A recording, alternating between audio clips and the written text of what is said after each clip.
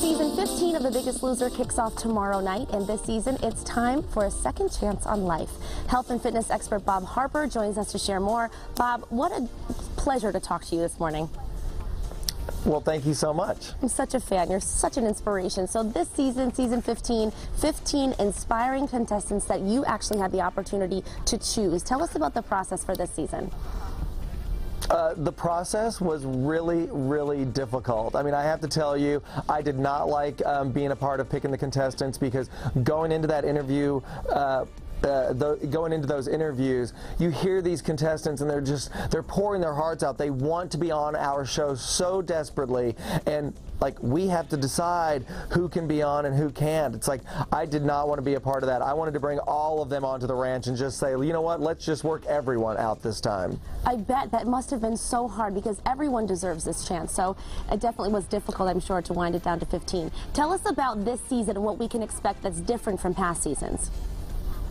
Well, I think that this season you do see the trainers picking the contestants, and I think that this season's all about second chances, and you see people that are going to be coming onto our show that have basically felt like they gave up on their life, and they want that second chance to get back into the game and get back into a lifestyle that they've always wanted to have, and we get to have that a say in that and help getting them on that journey. It's so incredible. You're more than just a health and fitness expert. You are in some ways a therapist to these contestants. Now, obviously you're training them physically, but what about the mental training that goes into it? How do you help them with willpower to say no to certain foods when it comes to mental fitness and willpower?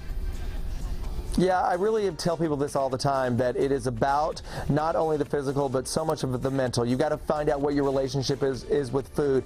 You've got to find out why exactly you don't want to make a change, or if you say you do, you're not putting that into action. And when you really start talking to people and they start opening up, and you use exercise as that tool to be able to break down their walls, you really are able to make real and lasting changes with them, and they start to have that willpower. They start to have that internal strength that we all have. We just have to get tapped into it.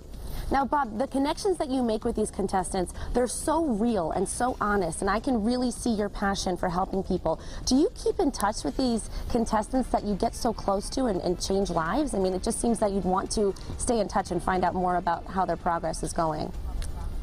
I mean, of course, you know, it's like, I've been on the show since the very beginning, since season 15, so I rely on social networking a lot to be able to stay in contact with so many of the contestants. One of my dearest friends now is a girl that was season 11 winner, Olivia.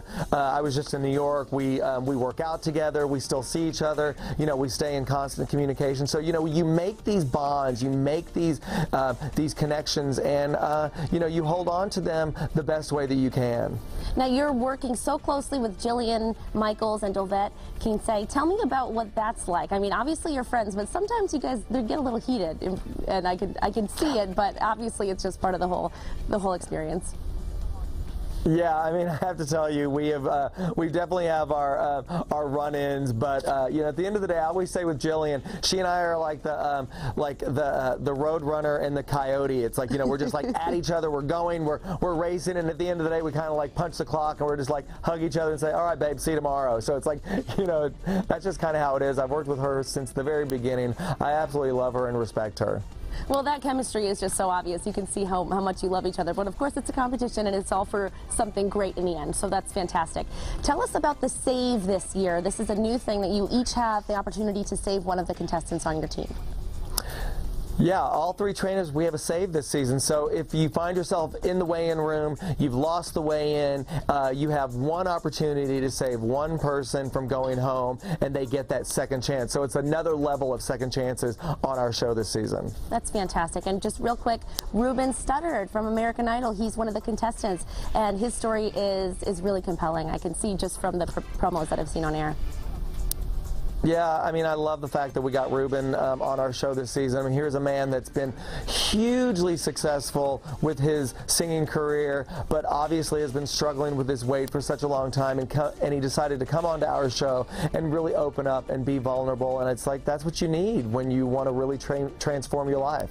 Well, Bob, I have to tell you that our producer and I, every morning after The Biggest Loser, we'd come in and chat about what we loved, and it's just such an inspiring show. I love what you do, and I cannot wait for season 15.